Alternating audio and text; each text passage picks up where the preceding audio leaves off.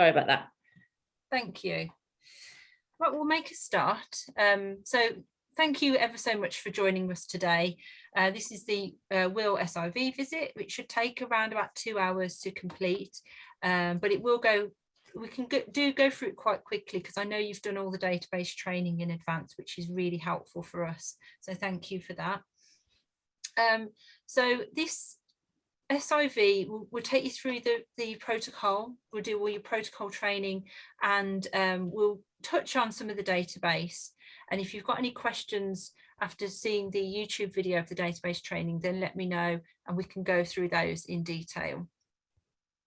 So WILL stands for When to Induce Labour to Limit Risk in Pregnancy Hypertension, and we are a multi-centred randomised controlled trial.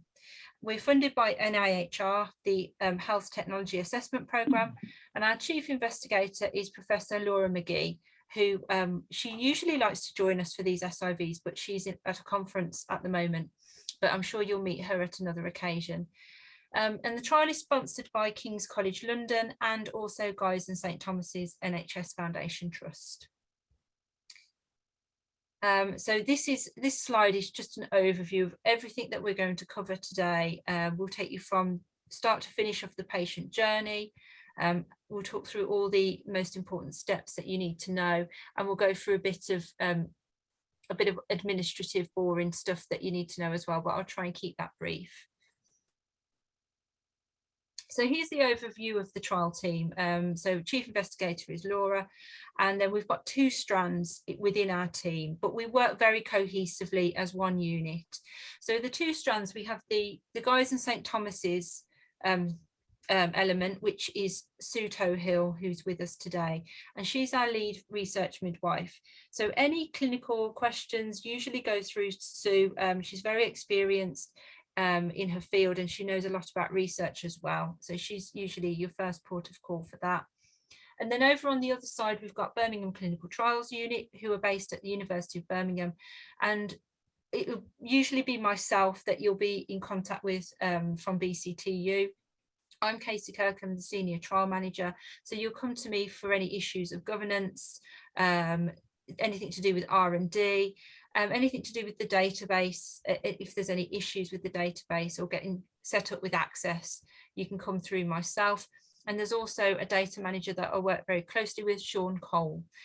So those are the main people that I've mentioned, but there are other people in the periphery that you probably won't have any contact with, but they're on this slide anyway. So it's mainly myself, Sue and Sean that you'll be dealing with. So this is our trial design slide. We are a pragmatic, parallel group, open label, multi-centre randomised controlled trial. And we started off with an initial 9-month pilot, which took place at 20 sites throughout the United Kingdom. And so we'll go through what we found out about that in that pilot phase a bit later on. But we were approved to move on to the main phase just around about July 2020, just as we were coming out of the pandemic. So we did have to pause in March 2020 because of COVID, and we had a brief pause of about 4 months or so, and then we started to back open up in July, and we got going with the main phase. And we want to include up to 85 NHS consultant-led maternity units all the way across the UK, and currently we've got 43 sites open, so we're still looking for more sites if you know of any that could take part. So our targets, we want to consent 1,175 women to WILL, but we expect that of that total only 1,080 will go on to be randomised. And that's because we have this split consent and randomisation process, which we will explain in more detail in this presentation. So not all women that are consented can go on to be randomised immediately. And we anticipate that up to 9% of women may deliver before they are randomised. So that's why we have 2 targets there. And we usually suggest that approximately 1 randomised woman per month per site is a good target for sites to aim for, but this is very variable, as you can imagine. Some sites can get more than that, some sites quite a lot less. So just see what, it's really a decision for you to look at your patient population, and look at your capacity within your research team, and let me know what you want your site target to be, and we can work around that. So as I mentioned, the main phase started in July 2020, and we're going on to recruit until July 2023 at the moment. We've had one extension, mainly because of COVID slowed everything down. So we were approved with our extension fairly recently, and that will take us to July 2023, which is our recruitment end date. And then the end of the trial will be January 2024, once all the data's in and analysed. So pass over to Sue to talk a bit about the background. Yes, these next slides are just giving you a brief sort of overview of why will is important. Obviously, in the main protocol, you'll be able to read sort of in more depth, and obviously with references if you do want to read more. So this is just showing that in the UK, there's around about 55,000 pregnancies per year that are complicated by either chronic or gestational hypertension. And this represents around about a third of all women with pregnancy hypertension at term in the UK. Now, NICE advises that to not offer planned early term birth before 37 weeks, and that's for women whose blood pressure is less than 160/110, and that's with or without any antihypertensive treatment, unless there are ever medical indications. Also, that after 37 weeks, maternal and fetal indications of birth should be agreed between the woman and her obstetrician. Now, we do know that current care at term involves maternal and fetal surveillance, delivery for clinical need, which is based on either maternal problems, fetal problems, or both. And we also know that most sites that are taking part in WIL do not extend, or most sites generally don't extend pregnancy to 41 weeks. So there is a large variation in practice which supports the equipoise for WIL. We were asked by, I'll go on to the next one. I'll go to the next slide. So I was going to say, so I'll say after, sorry. So this next slide is sort of an important slide because it shows you sort of an important piece of background work that was done prior to WIL. And it is an analysis of a large data set, which helped us to justify why we've chosen the arms. So as you can see by this diagram here, is that the x-axis is the gestational age in weeks, and the y-axis is the stillbirths per 1,000. The blue line represents neonatal risk following induction, and the dark blue line looks at the fetal risks in ongoing pregnancies, and the reference is there. So as you can see by the dark blue line, the early term birth around about 37-38 weeks may reduce complications and stillbirth. And as you can see, if you go from the line from right to left, is that it decreases of that risk of stillbirth the lower the gestation, and obviously increased with ongoing pregnancy from 38 weeks. The light blue line here that shows the risk of newborn problems following induction, and if you can see from right to left, is that the risk sort of plateau here around about the 38 to 39 weeks. So the fear really is that if we deliver earlier, we increase the risks of neonatal problems. So where is that sweet spot that the risks are at the lowest for both of these lines? And this appears to be around that 38 and 0 to 39 plus 6 weeks. And this is where we've come from for our two arms for WIL, which we'll go into in the next slides. So as we know, women that do have chronic or gestational hypertension are a high risk group. And there are many complications that can occur for the mum. And this is either severe hypertension, preeclampsia, and we know that they can develop quickly and often without any symptoms. And this is why it's really important that women require that close monitoring during expectant care, and why the WIL team thinks that the planned early term birth might be better for mothers compared with sort of usual care. Sorry, that should say usual care. And I've just spotted that error there on the and the link there, but we'll explain a little bit more there for you. So obviously serious health problems for the mother, and this can often include blood transfusion, fits, and stroke in the short term, and doubling of the risk of heart disease in the long term. And for the babies as well, there's that stillbirth risk has increased, and that's about 1 in 1,000 risk by 36 weeks. Birth by caesarean is more frequent, around about 45%, and care in the neonatal unit is frequently required in around about 25% of cases. And as we know that if we can control the blood pressure, but we can't prevent the underlying diseases or risks, or the risks of complications that can occur. And we were asked by one of our sites if we would put something together that could sort of help them as clinicians of sort of knowing what risks of the complications that can occur. And this is a sheet from our first sort of training page that we did in one of our newsletters. And this is for clinicians. And it also helped us identify that, you know, maybe there was a need for something like this for women themselves and their partners to read. And we have developed a PPI group that we're actually meeting with tomorrow to finalise, hopefully, a poster and a leaflet that we've put together that is going to be aimed at forgiving for women and their partners and family to read. So obviously we'll update you at the sites of how that, you know, once that's done, it will need to go to ethics for approval before we can use it. But it's been really good for us to work with the PPI group and really to get them to develop the poster that is for them. So we're quite eager to share that as soon as we can. So as we know, there's limited data to inform care of women who would be eligible, Will. And Hamid in 2014, there was a trial that 50 women with chronic hypertension and at most 188 women with gestational hypertension in the 37 and 0 to 6 week subgroup of Habitat 1. And what the data suggests from those that earlier birth at term may be beneficial to women with chronic or gestational hypertension. And that was without increasing the risk to babies or the rate of caesarean birth. However, with these trials, the number enrolled was very small. They were conducted in Egypt and the Netherlands. So obviously compared to the UK, we know that there'll be differences in the antenatal care that the women would receive. And that's including less frequent use of antihypertensives for blood pressure that is equal to or more than 150/100. So there has been 2 reviews of trials for induction at term in non-hypertensive pregnancies.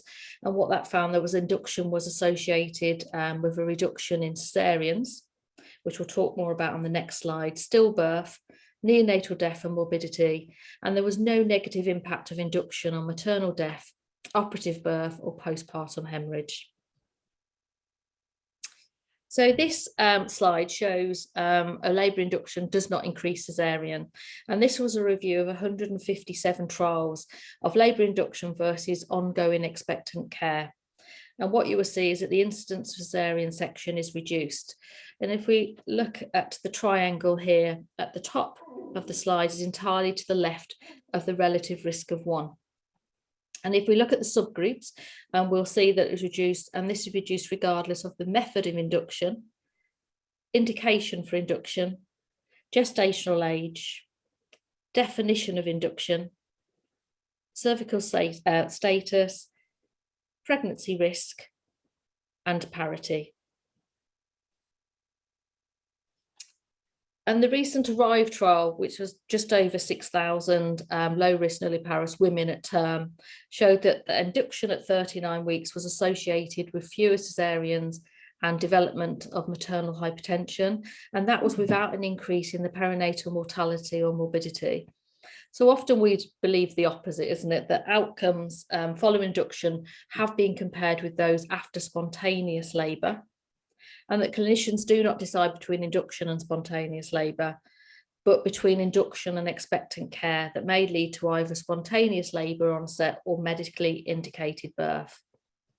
And there's no evidence that maternal risk is increased by induction either.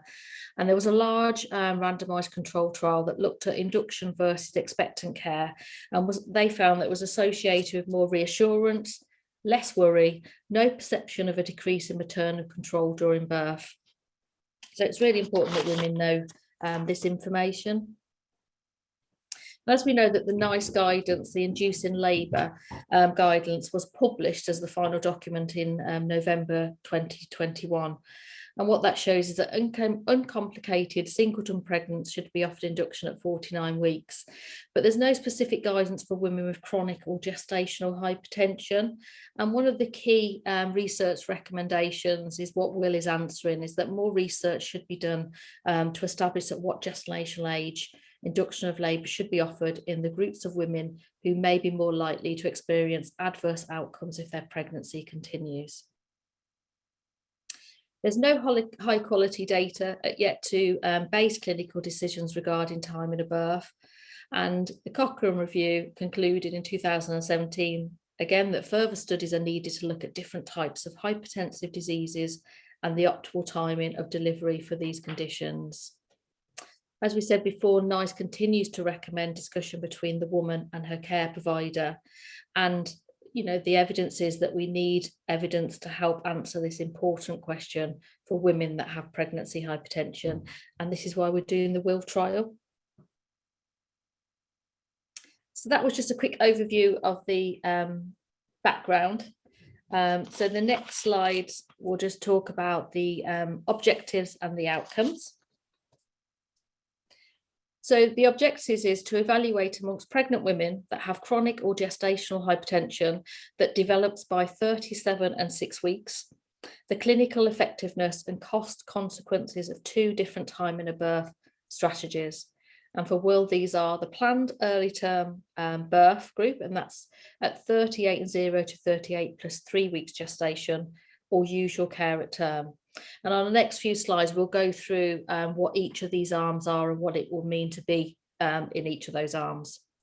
And what we're investigating is whether the planned early term birth group can reduce the composite of poor maternal outcome. And that's without unduly increasing neonatal care admission. And we classify that as equal to or more than 4 hours. And that will either measure to hospital discharge or 28 days after birth, and whichever is earlier in those two. Also to reduce whether it reduces caesarean birth and whether it reduces the cost from an NHS perspective. So our co-primary outcomes, there's maternal, as you can see here, poor maternal outcome, and that's defined as 1 or more of the following. So blood pressure that's equal to or more than 160 over 110, maternal death, maternal morbidity, and that's 1 or more of the serious end organ dysfunction that have been decided by a Delphi consensus as listed below. And these are all outcomes that we collect on our CRFs on the database. And there's also for the baby admission to neonatal care, and that's, we said, that's either equal to or more than 4 hours. And we define that as greater than normal newborn care. So it's when mom and baby are separated. And our secondary outcomes, our main one is a key caesarean. Other maternal, as you can see listed here, as individual components of the primary outcome, preeclampsia, potential co-interventions, maternal ITU admission, and a maternal satisfaction. And that's, we have a childbirth experience questionnaire that the woman completes following her birth and prior to discharge. And we also have other neonatal, and that might include birth weight, APGAR scores, breastfeeding, and sepsis. And again, they're all outcomes and information that we collect on the database if they occur, and also looking at the health economics. So I'm going to hand over to Katie, who's just going to run through the eligibility for Will. Thanks, Sue. So our inclusion criteria are quite simple and straightforward. We need participants to be 16 years or over. They must have a current diagnosis of chronic or gestational hypertension. I'd just like to make you aware that they don't have to be having, they don't have to be on antihypertensives, but they just need to have that diagnosis on their medical record. They should have a singleton pregnancy, and it should be a live fetus, and you can recruit them to the trial between 36 and 0 to 37 and 6 weeks. So that's quite just a 2-week window there that you can use to actually recruit them. And they have to be able to provide documented informed consent. So what we mean by that is that they have the capacity to consent. So it's fairly straightforward. If you can ask, sorry, for the recruitment. So if we have someone with gestational hypertension, let's say at 34 weeks, we can't recruit her until she gets to 36? That's correct. You can screen them, you can add them to the database, add all their information to the database, and then when they get to 36 weeks, you just need to make sure that they're still eligible, that there's no reason why they can't take part, and then at that stage you could consent that person.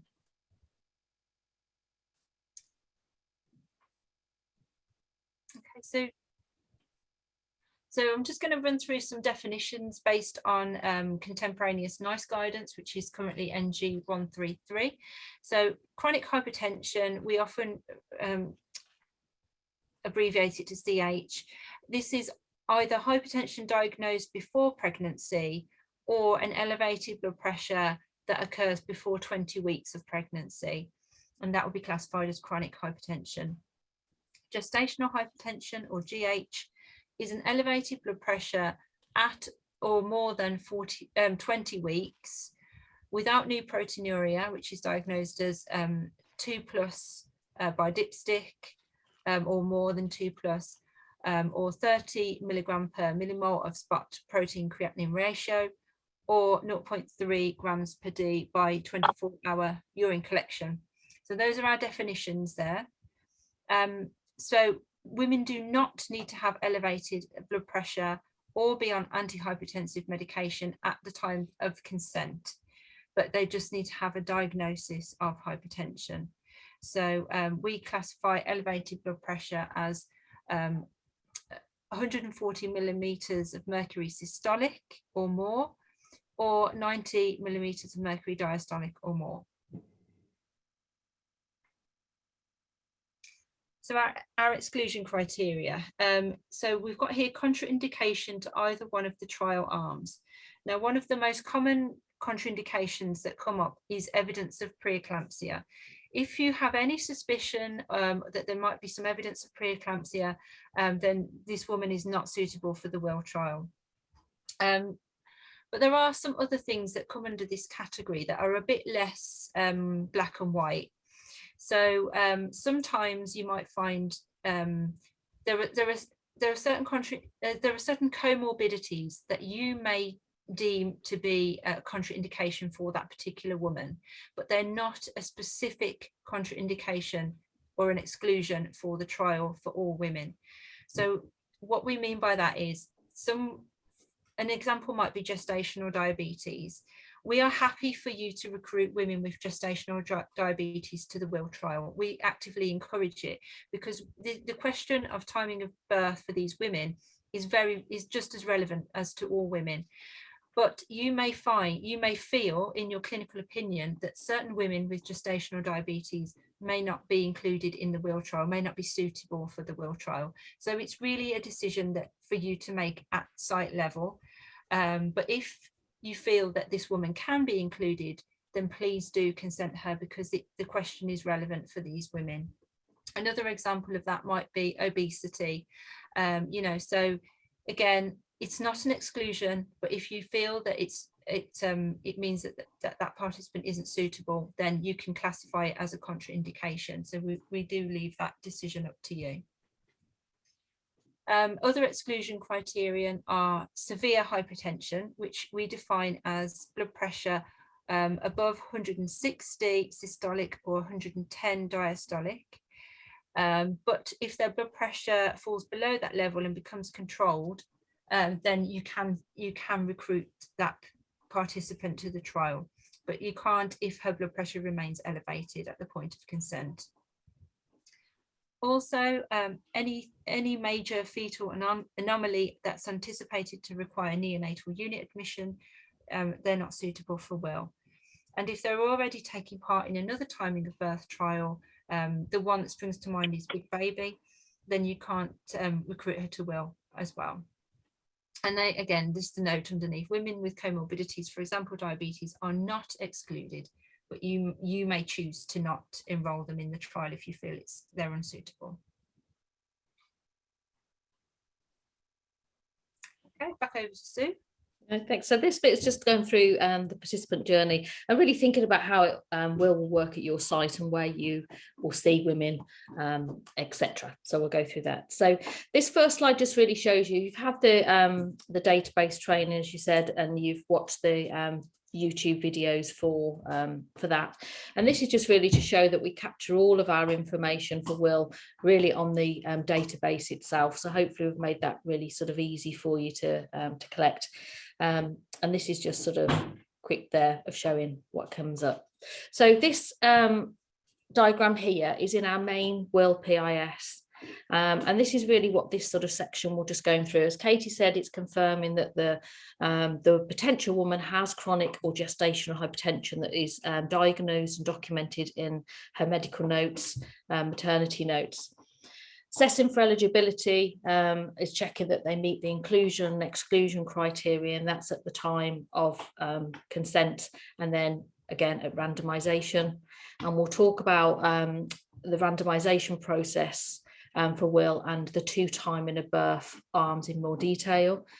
We'll also briefly chat about the follow-up prior to discharge and the follow-up at 6 weeks and how that might work. As you can see, that's a text to the mother. So sites often have very little to do with the 6 weeks follow-up, but we just need to explain that so you're aware in case we do contact you or the woman wants you to help complete that with her.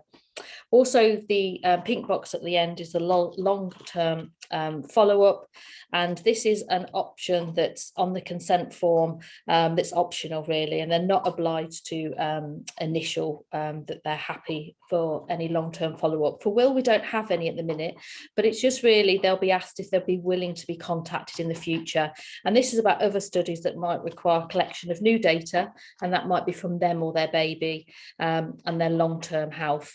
Obviously that's subject to additional funding, and obviously would need approvals in place, but it's really just collecting that at this point if they're happy to say that we could contact them if that was the case later on. So all processes here for Will can be done remotely, and again we'll explain that as we go through each process. So screening, as we said, eligible to take part when they're between 36 and 0 and 37 plus 6 weeks. So but you can obviously screen them and approach them early in their pregnancy as possible. And this is really to give them information about Will, so they have time to ask questions, discuss it with their doctor, their consultant about taking part. So it's thinking about where you may see potential women. Where will you identify them? It could be that you're seeing them in person at clinics, or whether it's remotely if they're still having sort of virtual appointments or maybe community appointments. So the main places that our sites are finding women is either antenatal, via antenatal bookings, and it might already state on there that they've got chronic hypertension, or you might find that they've got previous gestational hypertension. So they're women that you can keep on the radar and see how their pregnancy progresses and when's an appropriate time to give them information. You may have a dedicated hypertension clinic. I'm not sure if you actually do have one or not at site. We don't have one. Okay, and that's fine. Many of our sites haven't got a dedicated hypertension clinic, and I think it's one of our top recruiters are sites that don't have one, and it's for them it's just really thinking about where they need to look for women you know, in different areas as well. And even if you did have a dedicated hypertension clinic, it's still thinking outside that box that women may be seen, for example, in diabetic clinics. Many of these women, as Katie said, may have other comorbidities. In your normal antenatal clinics, the maternity assessment unit is a great place to identify these women. It's a great place as well to have your links. So there may be sort of midwives in those areas, or, you know, maternity assistants that can help really identify any potential women that might be coming through from their lists. Obviously, some of these women may be on antenatal wards, but still fit the inclusion and exclusion criteria. Home blood pressure monitoring lists are a good way of linking with the teams from there, so they can identify women to you that they may have given blood pressure monitors out to. And again, community settings, we're hearing quite a lot from a lot of our sites, is that a lot of the women are still being seen in the community, and they're not coming in the hospital so much if they're well controlled. And obviously for Will, we are looking for these women that are well. And again, like I say, they may still be having virtual appointments. And also a lot of the sites are using sort of electronic notes or systems to screen women. And again, that's identifying them from an earlier gestation, so they can have information earlier to read.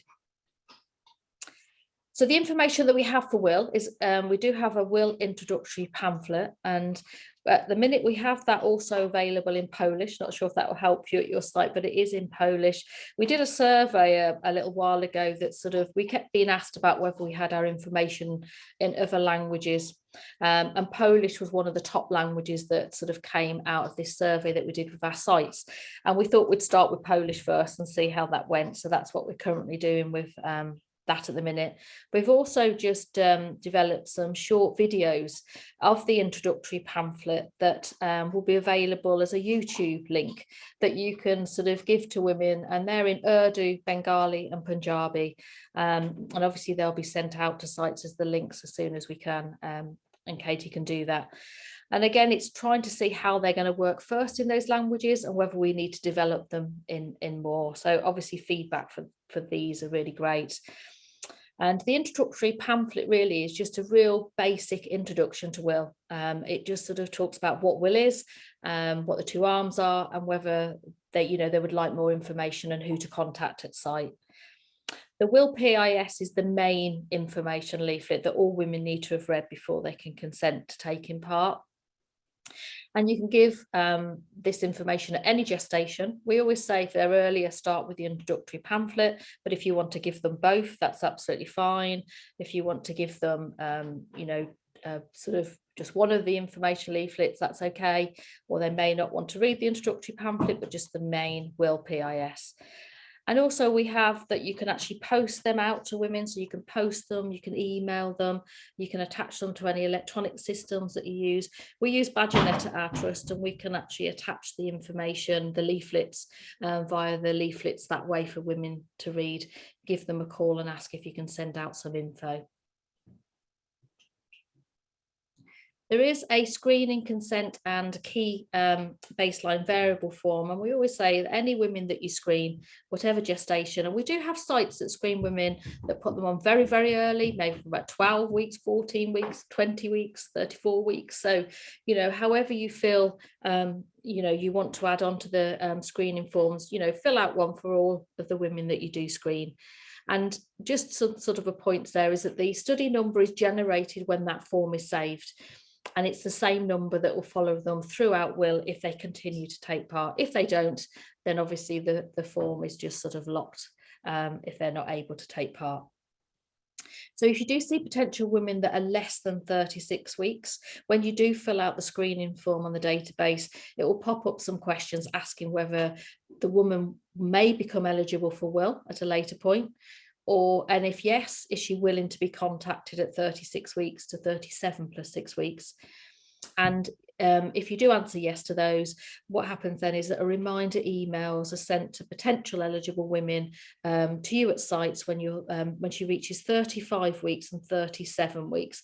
And that comes from the database, and it's just a gentle reminder just to say, have you got any updates for this particular potential participant that you might need to go back to the database to update. And that could be to update to say, yes, I know that she's not eligible to take part now. And it will, obviously you can enter the reason, or yes, she is, and find it out when she's next coming in, or perhaps give her a call. So the screening form can be updated then, and we call that like a rescreen. So it's going back onto the same screening form that you've completed, entering a new screening date for that date that you've got new information. Calculating the gestational age tab again. We don't enter that manually. There's a gestational age tab that you click on, and it goes from the screening date, and that tab links with that, and it will enter then the new gestational age from that date, and update your responses. Again, it's like if you've not entered any information at all, that you're completing a new form. So you're checking all the information that you've put in and amending anything that needs to be amended and updated. So our consent process for will, as Katie sort of touched on, women can be consented to take part in will between 36 weeks and up to 37 plus 6 weeks. Now, just a reminder, as we'll chat about as we go through the next sort of few slides, is that they can be consented if they're consented from 36 weeks up to 36 plus 6 weeks, you don't randomise on that same day. You can only randomise them between 30, if they're consented between 37 and 0 to 37 plus weeks, they can be randomised at the same visit. So as you can see, randomisation can only occur once they've reached 37 weeks up to that 37 plus 6, but you can do 2 at the same time, consent and randomise if they're within that gestation. So who can receive consent for will? Well, it can be any GCP trained midwife, nurse, research practitioner, or medically qualified member of the team named on the delegation log. Whatever works at your trust, we're happy with, as long as I say they're named on the delegation log. So consent can be gained either in person, and this can be if you're seeing the woman face to face at an appointment, or using our remote consent methods. So what are our remote consent methods for will? Well, it's the same sort of, so contacting the woman really by phone and discuss will with her, as you would in that in-person consultation, and documenting that in the notes. However, you may already have screened this potential woman earlier in their pregnancy, given her information to read about will. So at this point, you may not, if you would like more information, she may already have all the information that she needs, but you still may need to send, if you haven't met a woman before, or they'd like more information, then you can post whatever they need, such as the main PIS, the introductory pamphlet, the consent form, and we do have a will cover letter that you can actually send via post or via email to send this information out to her. And we think it's always good to discuss the 2 methods of remote consent that you can use. And what you would do at that point is arrange a follow-up call, and that follow-up call really is, as you would as in person, is to answer any questions, confirm whether she'd like to take part, and if she would, which method of remote consent would she like to use, because you'll see in a minute that sometimes a woman may prefer one method to another, and the same at sites. So this is our remote consent methods. We do have a remote consent guidance sheet that will be in your site file. And these sort of 2 boxes really have been taken from there, just shortened a tiny little bit, obviously, to get these 2 boxes onto our slides. So method 1, as we call it, is where the participant signs. So this is the person that's taking consent, and this is whilst you're on the phone with them, or it could be a video link like this, like over a Zoom call or a Teams call.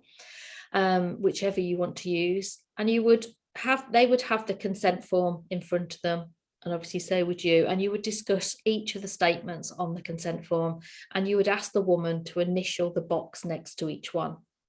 Once that's completed, you would ask her to enter her full name and signature and the date below the statements. As you can see by the asterisk, if the woman's unable to sign with a pen, she may type her initials and type her name as her signature. And if she does do that, what we're asking is if you could file in your site file the copy of the email that she sends along with her completed consent form back to you. And what you would do once that's completed is you'd ask the woman, while she's still on the phone with you, to take a photo or scan of the completed consent form and email it straight back to you. And then once you've received that, you would print it off, check the consent form has been completed correctly, and add in the trial number, which is generated from the screening page once you've saved that, the last 4 digits of her NHS number, and the month and year of her birth. And you, as the person taking consent, would complete the person taking consent section at the bottom of the consent form. So method 2 is just slightly different, and this is where the site staff sign on behalf of the participant. Now, this is with a witness present, so the person taking consent should, again, discuss each statement on the consent form, but receive verbal consent from the woman for each one. And you, as the person taking consent, will write your initials in the boxes, not the woman's, your initials that you're receiving verbal consent from her for each one. You would then print the woman's full name below the statements, but you'd leave the woman's signature and date fields blank, and then you would complete the person taking consent section. The witness, who doesn't need to be GCP trained or on the delegation log, but we always say it's probably better to have somebody that works for the trust because of the confidentiality, just needs to be present with you for the whole process of receiving consent verbally from the woman, and they would complete the witness detail section at the bottom of the consent form. And whichever method you use, obviously it's to send the participant a copy of an email or post of the consent form.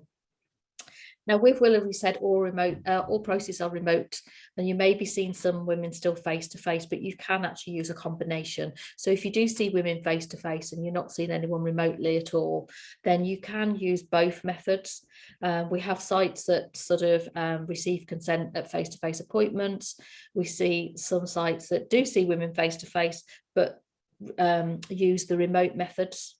They may have given woman information when they've seen her face-to-face, then arranged to follow up, and they've done consent this way. So whatever works at your site, we're happy for you to use a combination of our methods that you can use. I'm actually going to share, I'm going to stop sharing this slide because I just wanted to bring up the consent form. So I'm just going to stop sharing to bring it up. It's the easiest way to do it, sorry, since we're coming out and going back in. Okay, so this is our consent form at the minute. It will have your, obviously, trust header and logo on the top here. And this is just, I've just filled in this here, but it's obviously just checking that your site name is on there, your principal investigator name is on there. This is where the last 4 digits of the NHS number goes in. So it's not the trial number at this point, it's the last 4 digits of her NHS number, entering her month and year of birth. And the trial number on this first page goes here, and you would enter that in there. Here in this would be the version of the PIS, which we try to actually enter in the most current version for you, but just check in that box if it isn't, to write it in and to check that it's the most recent approved version, and obviously the woman's initials. So here are all the points that would be on the consent form that you'd go through with the woman. And on the second page of the consent form on the top is just to remember to write the trial number there as well. Just going to scroll down for here. So as anything, you know, obviously not ticking the boxes. It's obviously, if you do tick, if you notice any errors, that to cross through and to obviously to date and put your initials there. And as I said here, if you've put the wrong cross through, put the correct initials and date and initial it there. This is optional, as you said, 13, this is for the follow-up information, and it's an optional for them to sign. So if this is the only one that really they can leave. All the others that we do need them to be happy with. If you're receiving consent and you're using remote method 2, so you're signing on behalf of the participant, this is where you would enter your initials in and not the woman. And again, this is where you would still print the woman's name, but you would leave these 2 fields blank if you're using remote method 2. We've seen face-to-face, obviously the woman would complete this information herself. Here's where the section is for the name of the person taking consent. And we also collect the information of how consent was obtained if it was taken remotely. And then again, as you can see, it's obviously remembering to tick which method that you've actually used there. And the witness details, if you're using the remote method 2, is where they would complete this section here. Is there anything you wanted to add, Katie, on the consent form that you, before we move off? No, thank you. Thank you. Sorry, just wanted to check, Katie, that, you know, the questions 1 to 11, which are signed by the woman, but when you're taking the remote consent with a witness, So for the 1 to 11, is it the person completing the form who's signing on behalf of the woman, signing in the sections between 1 to 11, or just at the bottom of the form and leave 1 to 11 blank? So you, Sorry. yeah, you would, as the person taking consent, you would put your own initials in all of the boxes for every statement. Where it says women's initials. Yes. Yeah, Okay. exactly. Yeah. Just making it clear. Yeah, that's fine. Yeah, Thank you. thank you. So that looks a bit confusing when it says woman's there, isn't it? But obviously the remote method is your initials. Yeah, just wanted to clarify that Thank purely you. because it said women's. Yeah, that's fine. Yes, yeah. And this slide really just goes over basically what we sort of said. We just want to show you the consent form because you obviously haven't got your site file in front of you. And it was really, we have nhs.net email account. So a completed consent forms coming back to the Birmingham Clinical Trials Unit. There will be prepaid stickers that are in your site file that you can use. So you can actually put the completed copy of the completed consent form for us in that envelope and pop it in the post. Or if you want to, you can scan and email the consent form back to us at this nhs.net email account from your nhs.net email. And like I say, we do obviously, just not to get it confused with the will trial at the bham.ac.uk, because that's just the sort of email address that Katie and Sean use, but it has to be the nhs.net account. And I man that account, so I just check the consent forms that have come in. And I'm more than happy if you've consented somebody and you've sent the emailed me the consent form to say I've sent it over to there, please can you just check that you've received it? Okay. And I'm more than happy to go and check. I do check it daily, but you know what it's like, you may send a consent form later on and you just want to know that it's arrived there, and I'm more than happy to check. And obviously to file them in the one for the woman, one for the investigator site file, a copy, as we said, to Birmingham Clinical Trials Unit, and a copy in the maternity notes. And on the screening form on the database, if somebody's consented, then there's a section that populates up to actually enter the information about consent. And that will ask about what date, what version of the consent form, and then it populates a baseline variable section that you'd need to complete as well.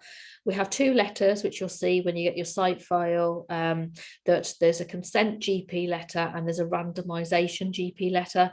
If you're consenting and randomizing very close together, or consenting and randomizing on the same day, then you could just send out the randomization letter because it covers both. And as we said, you can't, if you've consented between 36 weeks and 36 plus 6 weeks, you can't randomise at that time. So the reconfirmation of eligibility and randomisation. So when can that happen? As we said, it's from 37 weeks to 37 plus 6 weeks. So as we said, you can consent and randomise on the same day if within this gestation. But if you've consented earlier, what you do at the time of consent is obviously chat with the woman and arrange to call, or if she's coming into the hospital to see her, when she's within this gestation. And that's really to confirm verbally that all remains well, that she doesn't need to be reassessed for any indication of birth, and that she remains happy to be randomised before you randomise her. And what you need to do is complete a reconfirmation of eligibility and randomisation form. And this form is required for all consented women, even if they're not able to randomise. As Katie explained, sometimes if a woman's consented maybe at 36 and 3 weeks and you go to randomise at 37 and 3 weeks, there may have been a clinical need in between that time, or she may have gone into spontaneous labour that she's not able to be randomised. We still complete this form, and as we've just put this little diagram in to see, it's under the patients tab, and it is still under the randomisation patient tab as well. And what we'll do once you press that is bring a list up of all your eligible women that can be randomised. You click on the participant that you want, and then it opens up this reconfirmation and of eligibility and the randomisation form. And obviously, if you can't randomise with the questions that you complete, you won't see the randomisation boxes populated in. So for women that you're checking, that is for Will, we mean that they're reporting no symptoms of possible preeclampsia, that they're having their acceptable blood pressure, if they're doing home BP monitoring, that it's according to the woman's obstetrician, and they're reporting no decrease or change in the pattern of fetal movements. And it's really just to check and confirm that the baseline information that you've collected at consent has not changed between that consent and randomization period. This is what the form looks like. In your site file, again, you'll have paper copies of all of the CRFs. They are for reference only, so you don't need to fill out paper versions of any forms. And you'll also notice, if you do look at the paper versions, that every single question is on there. So on the database, it will only populate questions that you need to answer from your answers to previous questions. The paper CRFs will show every response possible, but they are really good to look at if you just want to for reference. So it'll ask you, one of the first questions asked you is, was the woman consented today? And if that answer is, as you can see, no, it will go on to asking you about whether there's been any plans made for birth. Obviously, if there's a yes, the form will end there, and it will just ask you to complete the date of the form and who filled it. If there's been no, it will ask you to check, as we said, whether there's any symptoms of preeclampsia. And if you do answer yes, you will get up this pop-up box here that will come up and ask you to contact the midwife or hospital doctor to be reassessed. So, for example, if she said she's had a decrease or change in fetal movements, at this point you wouldn't be happy to randomise. You'd want her to go into the hospital, be checked out, make sure everything's okay. And as long as she's still within the 37 to the 37 plus 6 weeks, you can recontact her in a couple of days' time, go through this form again, and if everything is all well and everyone's happy for her to continue to take Pinewill, you could go on to randomise. And again, this is some of the questions asked about home BP monitoring. And again, as you can see on 2.6, if whatever you answer yes or no to will go on. So if it's a yes, you'll go on to the randomisation section. Oh, so they pop up. So what are our 2 timing of birth groups that they'll be randomised to? Well, the first we can see there is a planned early term birth, and this is at 38.0 to 38 plus 3 weeks. They don't have to give birth during that time, but just to either have labour, induction of labour initiated, or obviously caesarean section if they're already planned for birth, or usual care at term. And what this means is that women will continue to receive normal care as per hospital NHS practice at your trust, as if they were not taking part in will.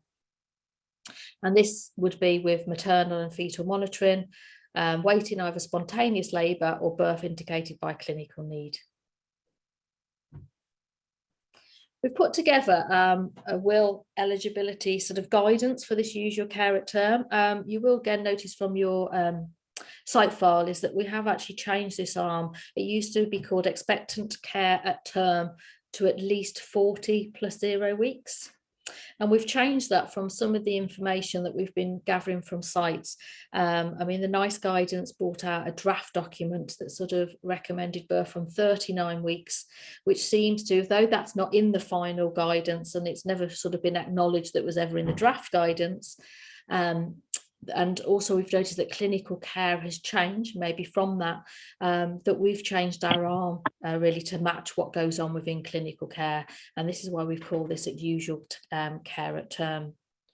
So it's for women, as I said, with chronic or gestational hypertension, and that involves maternal or fetal surveillance and management.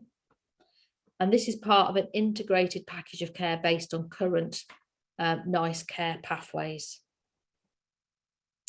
And there should be clear indication of the perimeters that should prompt delivery for clinical need.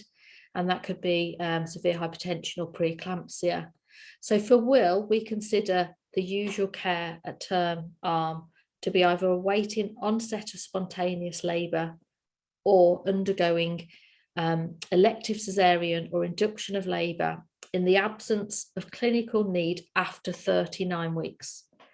And however, this is so that we, for will, we would like to see a 1 week separation between the two, the gestational age at birth between the 2 trial groups. So it would be ideal So ideally for us, in the absence of a clinical need for birth, it would be great if you sort of didn't initiate birth until before 39 and 3 weeks, so we can sort of try and keep that separation. And obviously, as Katie have said, you know, women that have planned cesarean section are eligible to take part, as long as you're happy as the care team for these women to be randomised to one of the 2 trial arms. And again, if they're in the usual care at home group, it's trying to not plan the cesarean section until at least from 39 and 0 weeks. And again, more ideally from 39 and 3 to keep this separation between the 2 arms. And as Katie mentioned about the comorbidities, we'd like all of these women to take part. This is a really important question for them. And, you know, and what the outcome that we get will help guide their care too. And again, if they're in the usual care at term group, it's trying to plan as late as you can in their pregnancy. Again, ideally because of our separation between the 2 arms from at least 39 plus 3 weeks, unless there's a clinical need for birth before that time. And this slide really just talks about what is on that guidance sheet. So I'm going to not go through that because we've already just spoke about those. So once somebody has been randomised, then their study number and time in a birth allocation and a randomised email will be sent, and that's sent out to you at site. Again, obviously the person who randomised as well, the chief investigator, Laura, and the Birmingham Clinical Trial Central team, including myself. There will be then an additional baseline information form that is completed. And we always say, because at randomisation, we know it's quite a busy time. So that form on the database can be filled in at a later point, but it's just remembering, if you do fill it in later, that it's actually obtaining information at the time of randomisation, not at the date that you fill the form out. Talked about the GP letters that you can send just the randomisation one. If you're doing a consent and randomisation quite close together or on the same day. And for these women, we're just asking that weekly contact until birth, and it's just really to check that they're still eligible and that they're happy to continue taking part.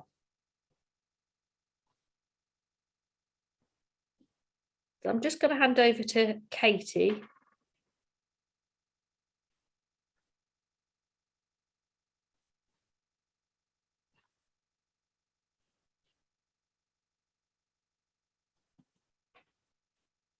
That's gone.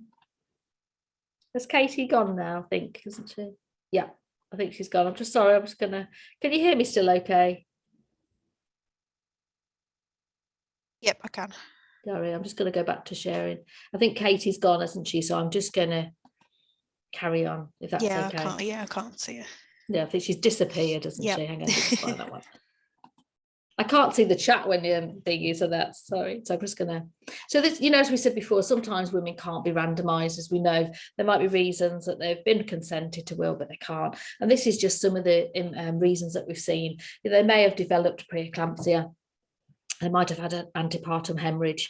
Reduced episodes of fetal movements, you know, that the doctor's then not happy for them to continue to be randomised into will, or their blood pressure's not controlled, and that's by the maximal therapy at your site. May have changed their mind, might have gone into spontaneous labour, but always remember that to complete that reconfirmation of eligibility and randomisation form, I think it probably has a confusing title when it has randomisation in there and where you need to go to find it on the database for that woman, but it just needs to be completed. As you can see, once you start filling in information, you won't get all of the randomisation questions coming up if they're not able to be randomised. It just capsulates why they couldn't be randomised, and we still collect all outcome data for women that have been consented, as it's still an accrual for consented women. So non-adherence in our protocols, we know that it's possible that women that may be in the planned early term delivery group may be delivered at a different time. And reasons for this, we do collect on the CRFs. And this is really just to show what sort of forms you might need to fill in. So if they go into spontaneous labour, then we capture that on the delivery form. If it's a clinical reason for delivery, again, we just capture that on the delivery form when you complete that. We know sometimes that you may not be able to fit in a woman that's been randomised to this group. And it might be because there's a busy induction list or the theatre schedule is quite busy. And for example, you may not be able to fit her in until she's 38 and 4. That's out of your control. That's something that you can't change because that's the earliest slot that you could find. And again, that's just captured on the delivery form. If, for example, though, it was a clinical preference, and that might be from the doctor, the care team looking after her, or the woman herself, then and there's no clinical reason, then we still capture that information on the delivery form, but we also at that point would ask to fill out a protocol deviation form, and that is on the database itself. So if you're never sure, just let us know. If you do come to randomise somebody and you realise that you can't now and you're not sure what to complete, just give us a call and we'll be able to help guide through. If you think something might be a protocol deviation, then again, if you're not 100% sure, either pop us an email or give us a call and we'll be able to help you fill that form out. And we know that in both groups, adherence will still be further assessed by the gestational age at birth. And as we said, it's just to try and encourage that adequate separation of the gestational age between the two trial arms. And obviously there's more, in the protocol if you want to read around sort of that.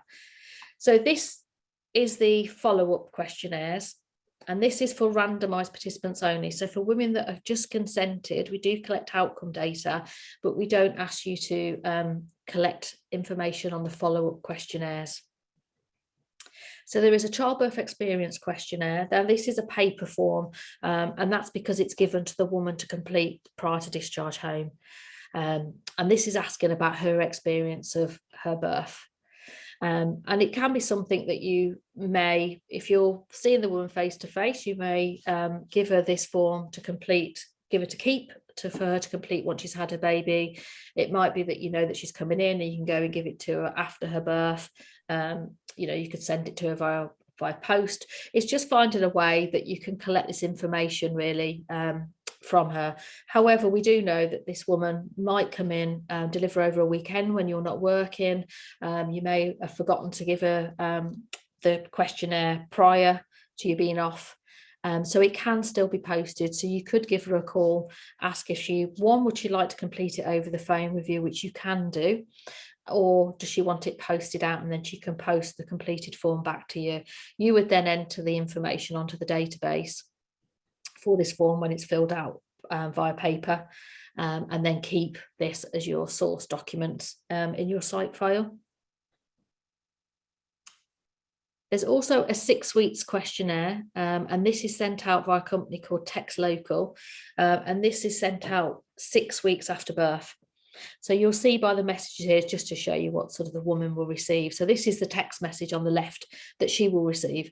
So it's just thanking her for participating so far, as obviously detailed in the consent form, that we're now finding out about any problems that she may have had her baby since leaving hospital, and asking her whether she could answer our online questionnaire. And she can do that via the link that's below. There are only 4 questions, by the way, so it's very short and easy to fill in. A question may populate from a yes or no response to any of the 4 questions, but again, it's still very short to complete. And she can answer that text message by, as you can see on the right hand side, saying that she's happy to answer, takes her straight through to the link and she fills it in that way. Or she'd prefer to answer the questions by phone. If she chooses that option, what she's asking is for you at site as the research team to contact her to complete it over the phone. And if she does that, we'll let you know, so that you're aware of that participant would like you to give them a call, when's convenient for yourselves to go through that question with her. And you can actually put the answers then straight onto the database while she's on the phone with you at the same time. She may say she doesn't wish to answer the questionnaire, and obviously she submits her response. So with this 6 weeks questionnaire, it's all important from your point of view that the baseline form has the correct mobile number when entered, because that's where the text message will go out to. It's also important to make sure that this questionnaire goes out on time, is that the delivery, neonatal and maternal outcome form are completed as soon as possible after birth. And really that's just to check that the baby's date of birth that it's correct on there, checking that all is well before that text message goes out. And after that initial message, the woman will receive another reminder at 7 days, 21 days, and then 28 days. So she gets 4 texts in total if she hasn't responded. What happens after the 28 days if there's been no response? We'll ask you if you're happy to contact the woman, and again to either complete the questionnaire over the phone with her, or she may say she's happy still to complete it. Could you post it and we can provide you with a paper version of this 6 weeks questionnaire for her to complete. Whichever suits her, if she's happy. You may not be able to get hold of her, and if you're not, you can collect the information from her GP. And if you look on the consent form, it's always worth just checking.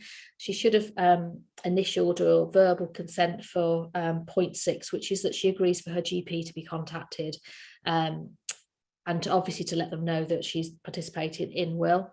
And it's obviously then you can collect information about any health problems that she may have for a baby after she's left hospital. So it's, hopefully we haven't had many women that's happened. There are a few sometimes that some sites have contacted the GP for the information. Majority of the women really complete the questionnaire via the text service themselves, but we'll keep you updated on that and let you know how that's completed for your women that take part. We've got to a point, in the slides, I'm just looking at what time it is, can't see my clock. So it's 2:30. I don't know if you want a tea break or are you happy to carry on? I don't mind, honestly, or if you want a break later. We're sort of completed the main part about where we've got the second half to do. I don't know if you've got any questions at this point as well that you want to ask, or if you want to ask them later on, that's fine as well. Sorry, if I can, Katie, just wanted to check. Sorry, unless somebody was, it was pressing for us to take a break, then I'll ask later. Okay, no, I don't. Anyone want a break now, or? No, we need to be gone by 3, so We'll whiz on. Yeah. That's great. Thank you, Sam.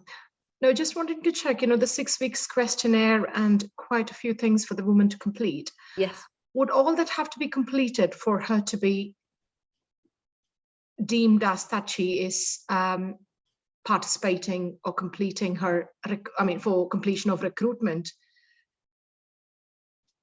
What if she's not able to complete, or we're not able to get in touch with her? Would that be taking her off the list if you've worked really hard to get that far? No, for the 6 weeks, no. You could try, obviously it's always worth trying the GP, if obviously because they've initialed to say that they're happy for the GP to be contacted. If all that fails, you can't get the information, then there's an option then that we'll just lock the 6 weeks form on the database. And I think it's been added on that to say that you've been unable to collect that information.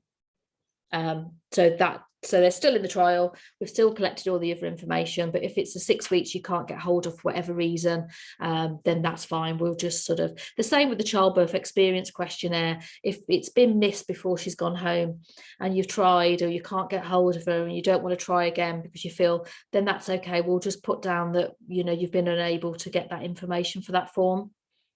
That's fine. Thanks, Katie. Is that okay? Yeah, and I think I've got another 1 or 2, but I think I'm going to leave it till the end. Okay. Because you may answer that as you go through the.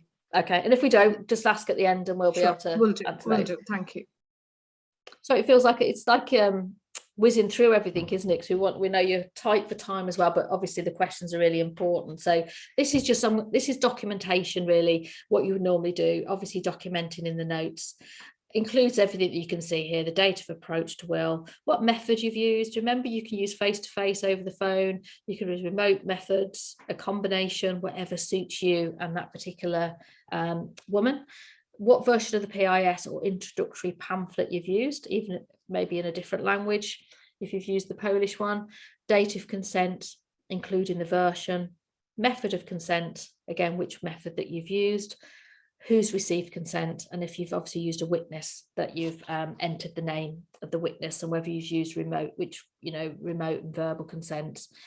After randomization, just entering the study number and allocation. We do have stickers that are in the the site file that you can use. You don't have to, you can use them if you want to. And what we've done is we've sort of developed them by site, saying, you know, this is what we'd like you to write, this is what they like to write. And, you know, easy, if you're using paper notes, you can obviously just use the sticky and fill in the gaps, or sort of use it if you're using electronic notes. You can scan it in. So have a look at them. You don't have to use them, but some sites have found them really useful. If it's missing anything for your site, let us know. We can always add it in for you to make it more quicker for you. So the trial documents to be filed in the notes or scanned if you're using electronic notes is the copy of the information that you've used, copy of the consent form, copy of any of the GP letters that you've actually sent out, and a printout of the trial allocation. So this is just to show you very briefly about what case report forms you need to complete and when. So before birth, it's the screening and consent form. It's the baseline form, reconfirmation of eligibility and randomization.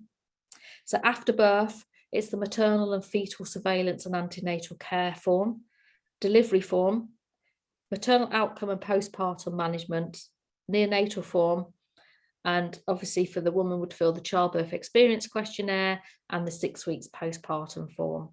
On our database, we've got a serious adverse event reporting form there, a trial withdrawal and a protocol deviation form if required. And again, we can help you with any of those if you do need to use them.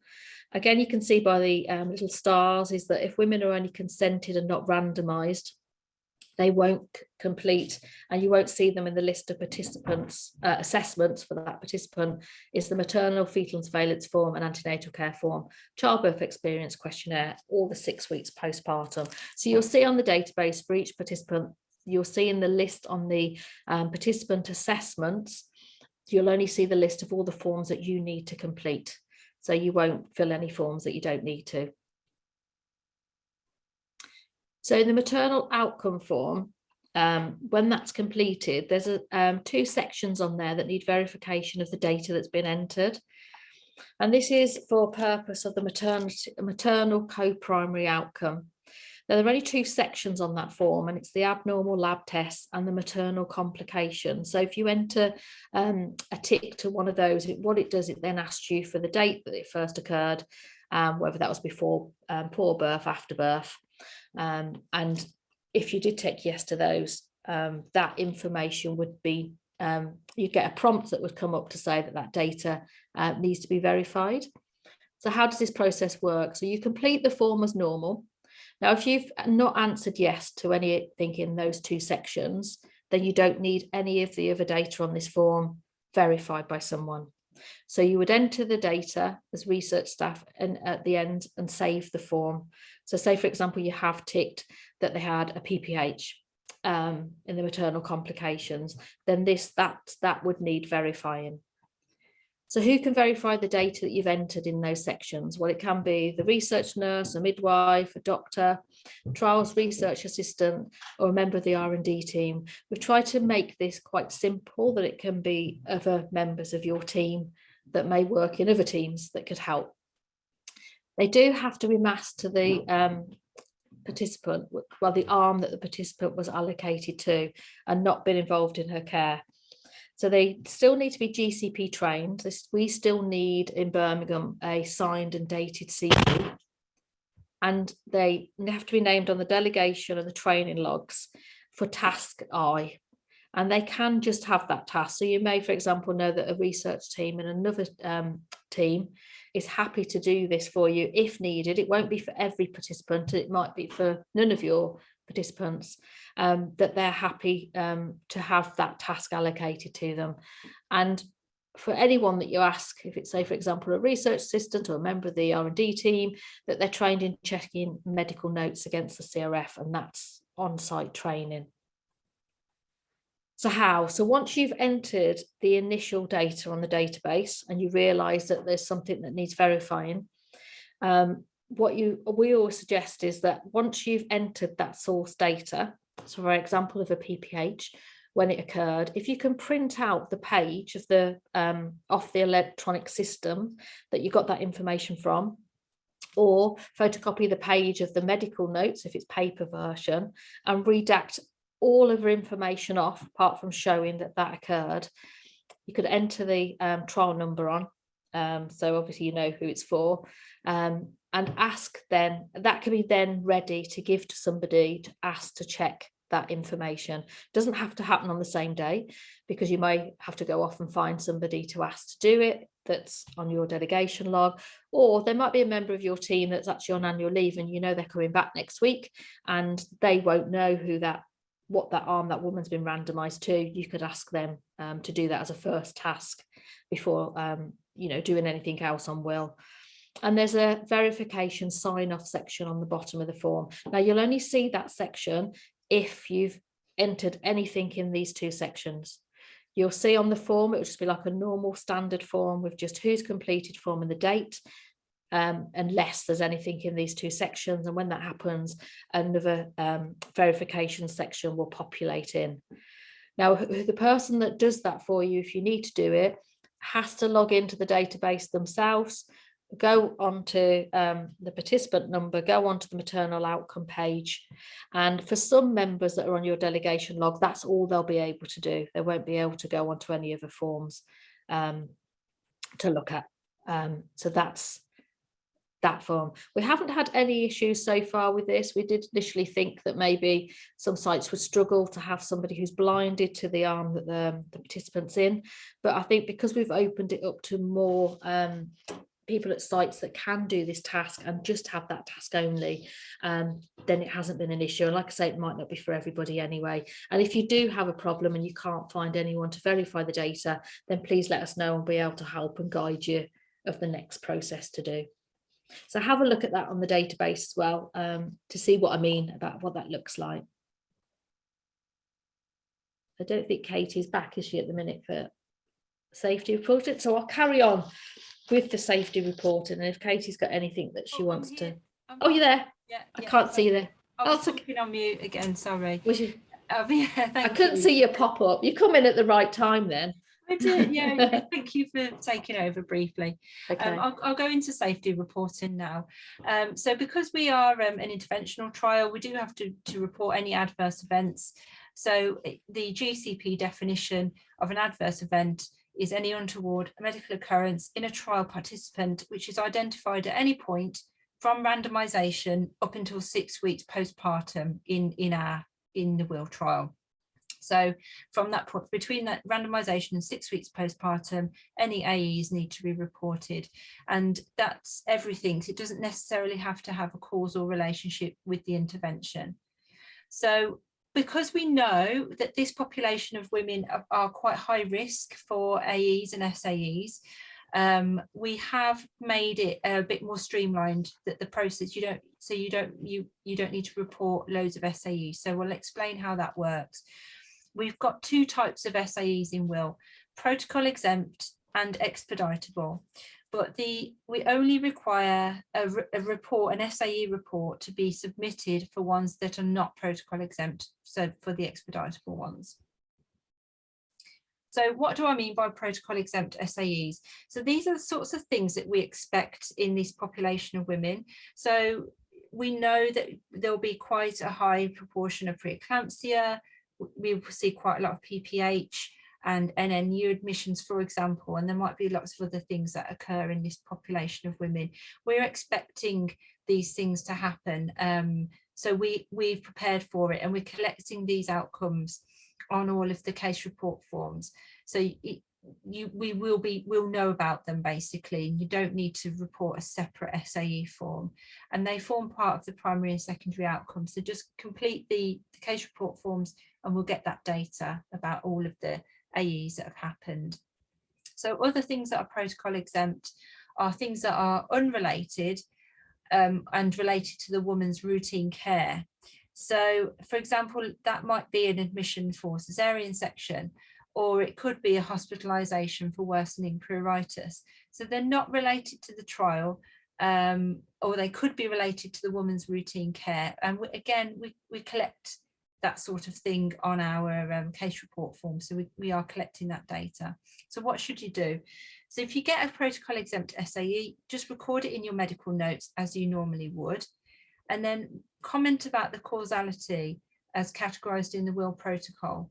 So you don't need to complete an SAE form, and you don't need to report it specially.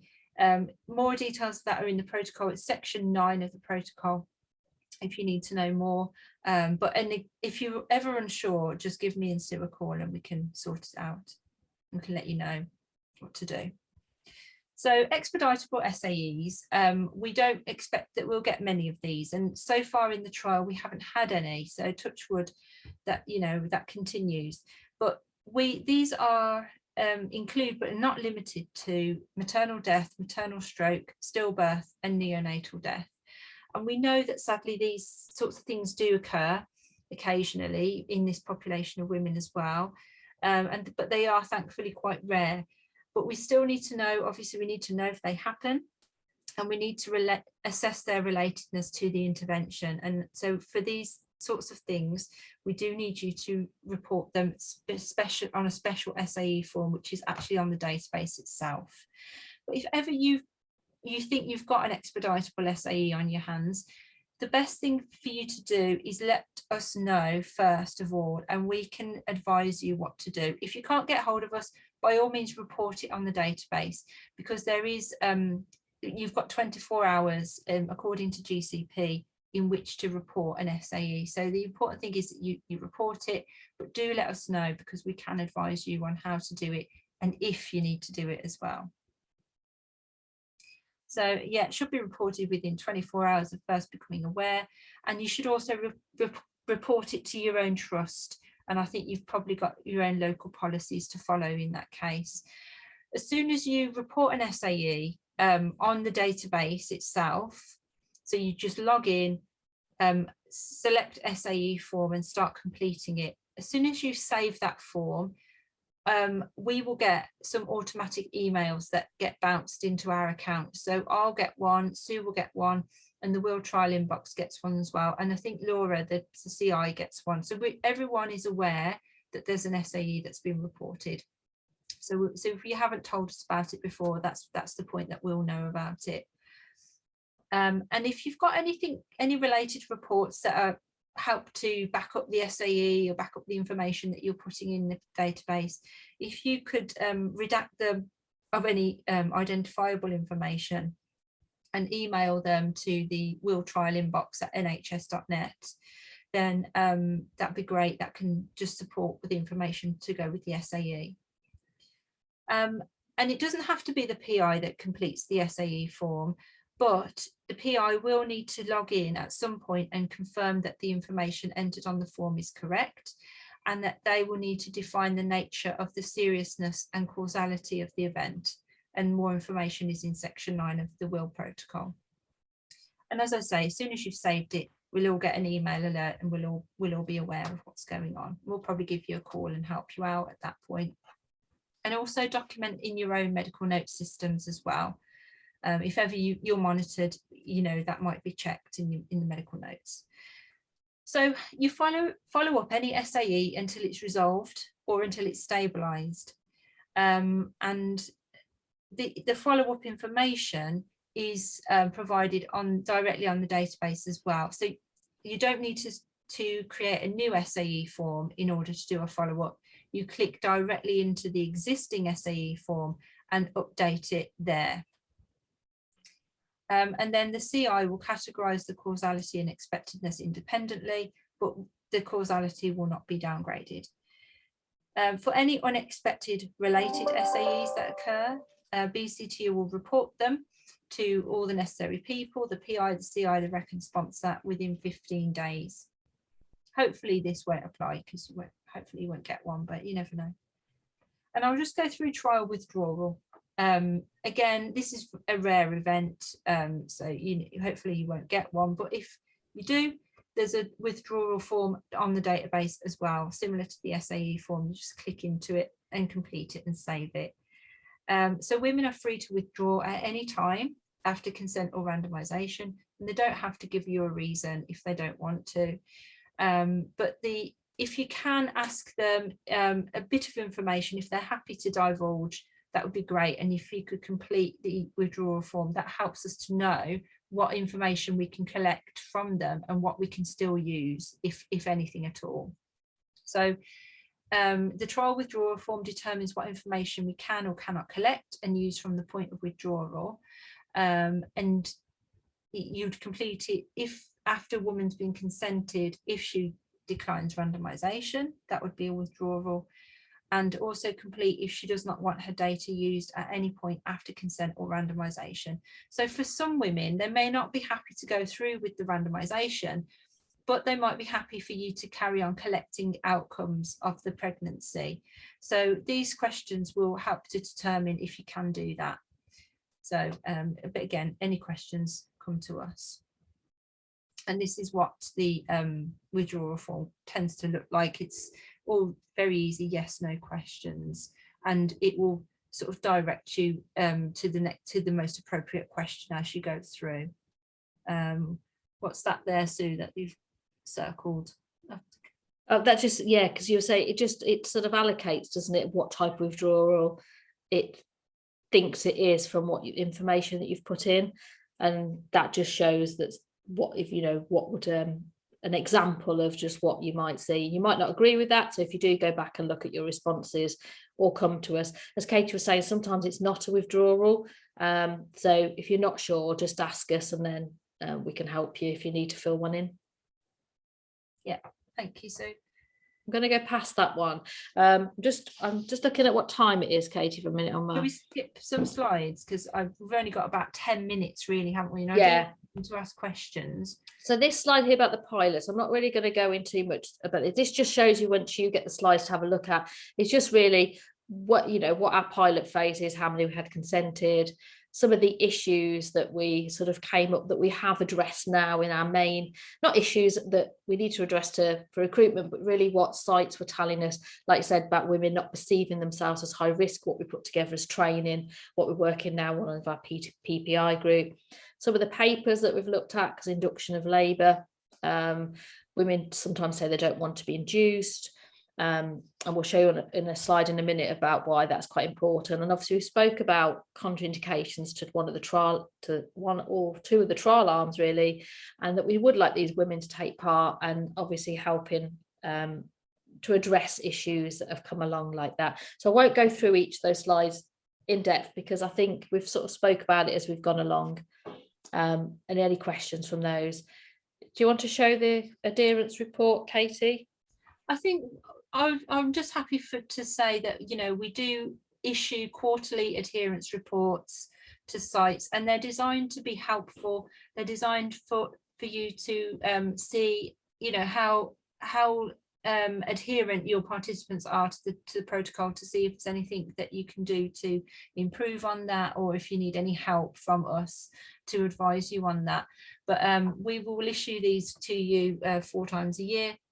And if you've got any questions about that, we can go through them, but we tend to go through them in the site teleconferences as well, to explain the latest adherence reports.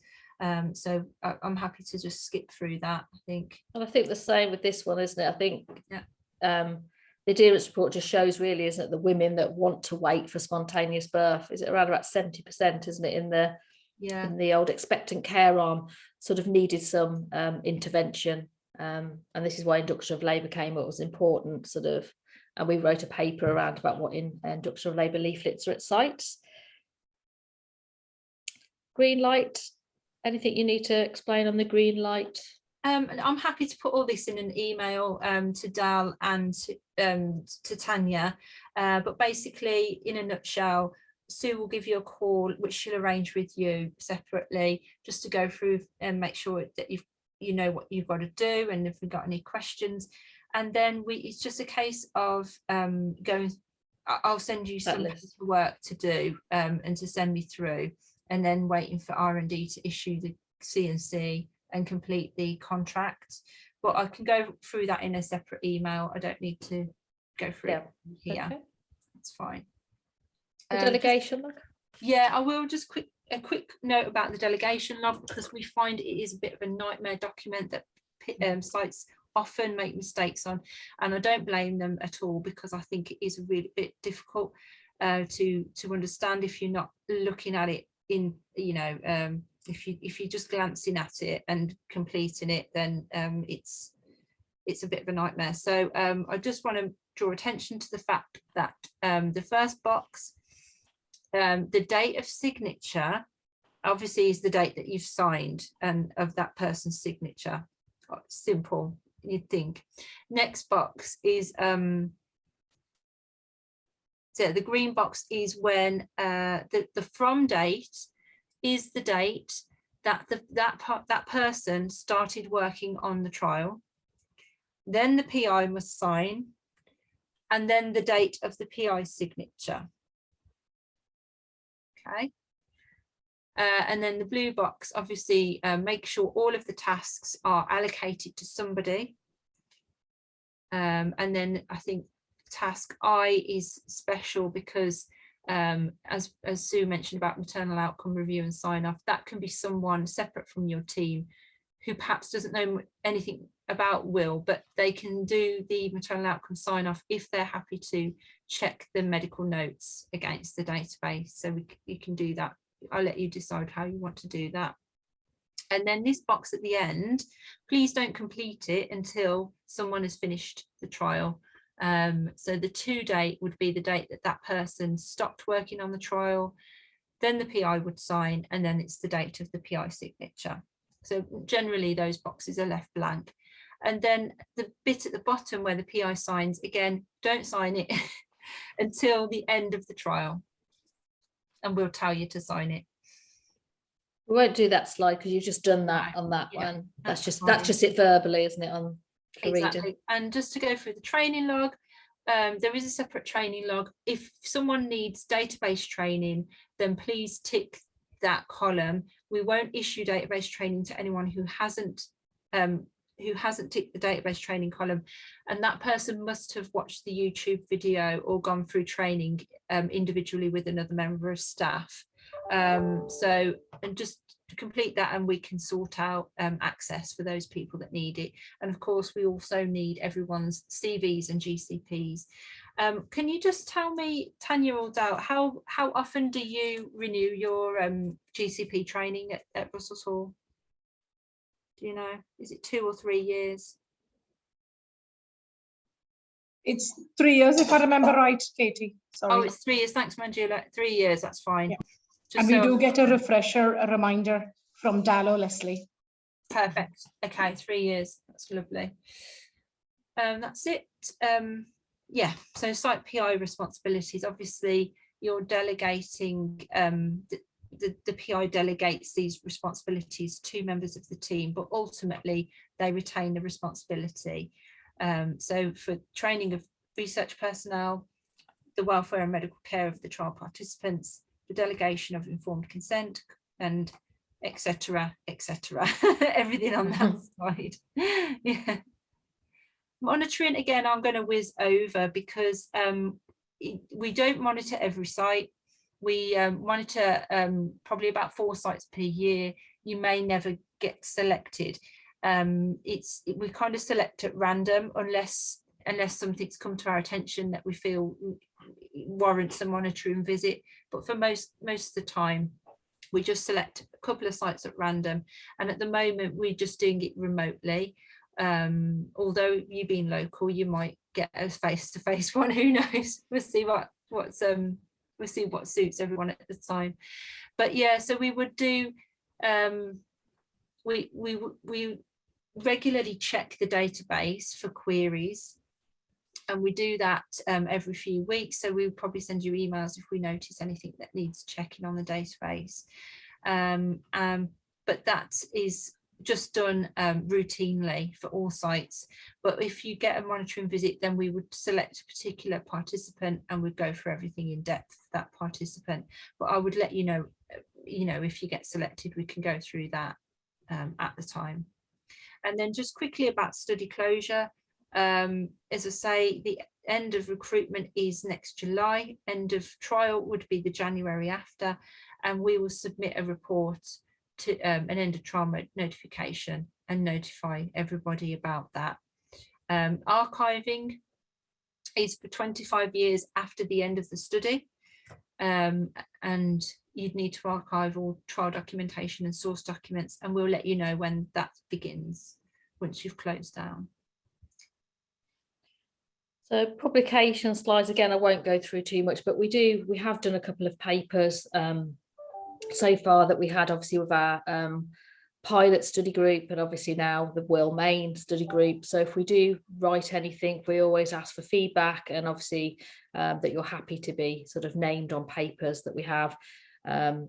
And we have our Will trial website, which is probably quite important. The link there, we have all our newsletters on there, training pages on there. We have frequently asked questions, which we are updating, but we do put frequently asked questions on there, and sort of just trial information really. So it's always good to have a look at that. And if you've got any ideas or you think something might work, let us know. We do listen to what all our sites say, which is why a lot of our changes have come along from that information that we've had. So final slide really is just the support. As Katie said, we try and offer as much support as we can. We do weekly update emails. We do monthly telephone conferences that are on Zoom at the minute, or Teams. We're trying to swap them about a little bit because we know sites use Teams more. We do monthly newsletters, or every 2 months. It sort of varies really. They're usually every 2 months now. Our newsletters, like I say, we offer training. We do one-to-one training if you want it. If you have new members of your team, we're happy to sort of train with them. You know, they can watch, you know, can go through the slides themselves, and then we can meet with them and ask if they've got any questions. We do these certificates of recognition that you can use to hand out to any member of your trust really, that sort of may have just referred a potential participant, or you just want to say thank you, and they're really good for revalidation. We have got a Will trial handbook that really goes through everything. We're currently just updating that, so the new version will come out in the next couple of weeks. We have our Twitter page, so please go on and like us. We have all our recruits, you know, we put on once there's been a new participant of what site has recruited. We're working on more merchandise for Will, and chocolates and treats and goodies. We do set sort of recruitment milestones, and once we hit them, we send out some nice goodies for sites. And that's just all our contact details. As you can see, I'm not going to go through it for it all, because you can see, and Katie's mentioned about what we all do. We all work together as a team. So, you know, please just contact any of us, and we're more than happy to help. If I don't know an answer, I'll go through to Katie. Katie comes to me, we go to Laura, Sean. So as long as you ask somebody, I think that's the most important point really. And I think that is the end. And this, we always show this. Laura likes to show, this is Will. This is Laura's son. He was the only one at the time that didn't have a trial named after him. Their other children have. So this is why Will is Will. And this was Will at the start, and this is Will now. And we think he's probably above the door frame now. So a new picture might show him a little bit taller. And that is the end of the presentation. I'm going to stop sharing just because we can ask. And I know, Andrew, you had some questions, so anyone else that's got questions, we're happy to try and answer. Sorry, Sam, did you have any? I'm more than happy for you to go first. No, carry on. I'm trying to digest all the information actually. Yeah, I mean, that's one of the things. I didn't want to sort of sound anything negative. One of the questions I had, or other request I wanted to make, was if you could share the site experiences, which obviously you have done. And if there are any sort of common sort of troubles or common things which makes us lose a patient who we could have recruited. Anything in particular, Katie or Sue? And the other question I had is, because at Russell Hall, we do not have a dedicated hypertensive clinic. For units who don't have them, how do they identify their patients? Here, we physically have only Dal as our research nurse, who actually oversees quite a few specialities. And we are obviously in the process of getting some help. So this particular question has got two arms to it. One is to find out if there is any support from the CRN or from yourselves at all for physical support with the study. And secondly, for units who have not had a hypertensive clinic as a solo or separate identified clinic, how do they identify these clinics? I mean, these women, anything you want to sort of, rather than Dal sitting there for, AM and PM clinics for through the week. So for a lot of the sites, I mean, I can't recall how many sites that we have that actually have a hypertensive clinic. And as we said earlier, a lot of the sites that don't have a hypertension clinic are doing better than the ones that do have one. And I think they're thinking outside of the box, if you know what I mean. They're thinking about, where are these women being seen then? If they're not coming to a dedicated clinic, what day, where are they going? Are they going to, for example, like a diabetic clinic? And I know a lot of women have been identified that way as well, for them having comorbidities. But it's also thinking about, do you have like home blood pressure monitoring at your site, or is that something that you do?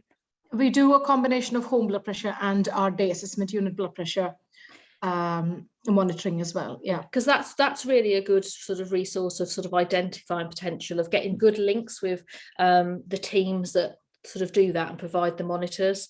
Also looking about, is it yourself, are you the only sort of 2 consultants that are seeing women with hypertension, or do you perhaps need to think about getting others on board that are seeing women maybe in different places to yourselves that have hypertension? Yeah, so I don't think to be honest, I don't think we will have a problem finding patients. I mean, both me and Manjula do the diabetic clinic, and as you said, a lot of those patients will have blood pressure related problems.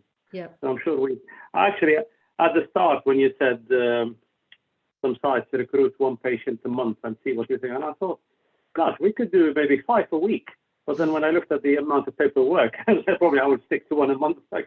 So I don't think the number of patients will be the issue for us. The main issue, as Manjula said, is the staffing, because when I first did the first research project in Dudley about 14 years ago, that we had no research midwife, and I managed to appoint one, and I think she was so traumatized that she she left the whole hospital actually after 3 years.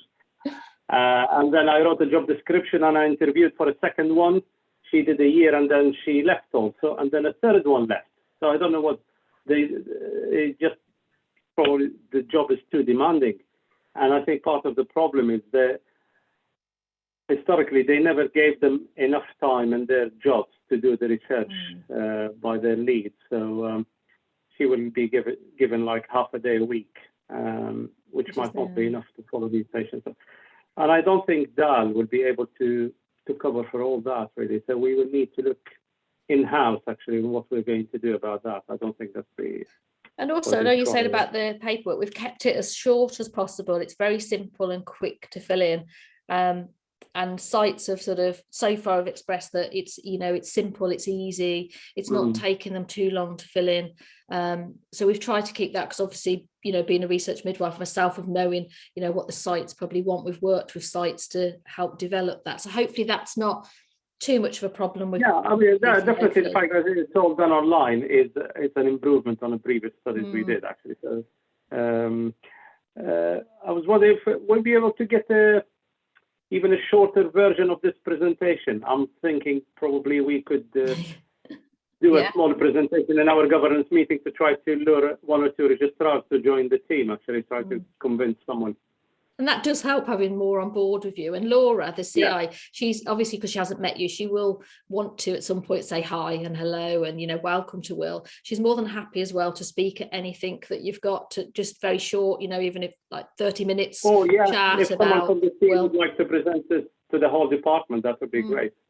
And we're more than happy to arrange sort of that, and like you were saying about not having a clinic, you might find that it isn't a problem, because I say we have our top sites, and these women, like you say, you're seeing quite a lot of the women, and you might be screening them early. So initially you may find that you may not get a participant straight away, because you're screening a little bit earlier in their pregnancy and then having to wait for them to get to 36 weeks, but it's just keeping contact with those and remembering to update. And we're here to help as well. Adele's on her own with Tanya. We're more than happy to help. We try to make life as easy as possible for sites, even the sense of, like Katie said about queries, you know, making sure that we identify something really early so that there's not a query later on, you know, helping to reduce your workload.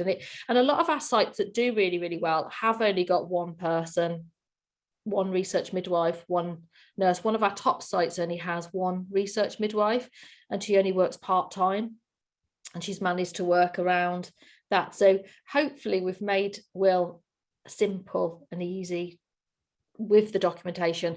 As you were saying about the CRN, Katie, what we call it, is it the agile workforce? Yeah. Is our trial has got the CRN support? Is it the recovery trial, isn't it? I think it's called, Katie. It was a managed recovery trial when they were doing the managed recovery. And so it was eligible for the agile CRM workforce. So if you've got a local CRN contact, you may be able to get extra bodies on the, you know, helping you with consenting in the West Midlands CRN area. So yeah, sure, that's fine. Asking about that. Yeah, that's fine. Thank you. I think we do have local CRN support, and we did get some support for our GBS2 and for COVID as well. What I wanted to check, I mean, I also wanted to make a comment that what Sam said. So I think I'd really would welcome that where we could invite somebody to come and talk us through briefly for 10-15 minutes so that we can have the whole group engaged. And I'd leave for Sam to be in touch with yourselves to organize, because we do have a governance meeting coming up sort of every 4 to 6 weeks. Yeah, we can organise that with Laura. Yeah, and like you say, the SIV was quite long, isn't it? We have to get everything in, we have to cover everything, whereas that could just be, you know, very short, but opportunity for your team to ask questions and Laura to answer. And it's worked really well. It just sort of gets everybody on board with you and let them know what's going on. Who do I email? Is it Katie? Do I email you about that? It's probably, you can email me, and we'll sort it out. It's probably a Teams presentation, it's not face-to-face. We just do a team presentation for 10-15 minutes about the trial.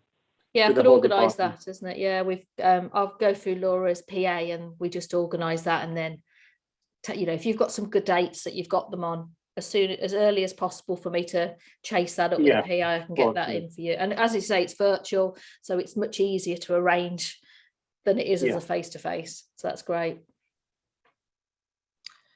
Sorry, I can see that Dallas probably left because she had to go. She had to go and pick her daughter up. On her behalf, I probably would want to know, I don't think we got the folder, but she was awaiting that it may reach her this afternoon. And is there sort of a potential start date we are looking at, Katie and Sue, so that the teams are aware? I mean, really, it's really for you to decide. I sort of go with the flow with how things are going at your site. So what next steps will be, we'll talk about what the team needs to do to get green light. It's mainly paperwork stuff. And then obviously R&D has to issue CNC and sign the contract. And that's usually the step that holds everything off. But we will follow your lead when it comes to a start date. So I'll let you get your heads together and let me know when you're ready. But probably take about a month, I would say. But again, up to you. Have you got a date in mind? No, I'm going to leave it for Sam because he's leading it. So I was just asking this purely on behalf of Dal because I saw her, she's not on the call. So I think... I don't think it will be this side of the summer holidays, probably more realistically September, October. Okay. Because I'm in the middle of setting up maternal medicine service and MDT and all that, and it's taking a lot of time. So because the summer is a difficult time. Yeah, no worries. I'll we can work to that. I will hope Manjula, being the research lead, has got some plans or ideas on if we're going to get the research midwife. Yeah, we are in the process. I think it's on our plate, and I'm pressing it too hard because I think the trust has become a bit more research friendly now. I think there's it's a national drive from what I hear. So we had, you won't believe me, it's only last night I had an email from the trust level exec to say we had to carry on with a new trial called GBS3, and that's come from an MP. So I'm sure I can try and see if I can take that forward with that list. So, Great. Yeah. yeah, and obviously I'll get in. Sue, remind me where you work, Sue. I'm actually based at Guy's and St Thomas's. Fantastic, brilliant. I'll probably take your support as well as how you sort of set up. And of course, Sam has written the job description. We have sort of gone very, as I said, we have done all this pre-COVID and we were nearly coming out, but then COVID came, it's all been dropped off. Research was not anything on the plate apart from the, the public health one. So we just did only the COVID, but it's time for me to, it's actually on the plate and I just have to pursue it. But in the meantime, I could get some CRN support, speaking with Dal and the team. Great. That would be lovely. Wonderful. So, Katie, I'll email you probably the date of our next governance meeting to see if it suits for the presentation. Yeah. Please do, and we'll get that arranged. Yeah, no problem. Wonderful. Yeah. Well, thank you very much, ladies, for your time. Thanks a lot. Thank you. Thank you. Thank you all. See you. Bye-bye.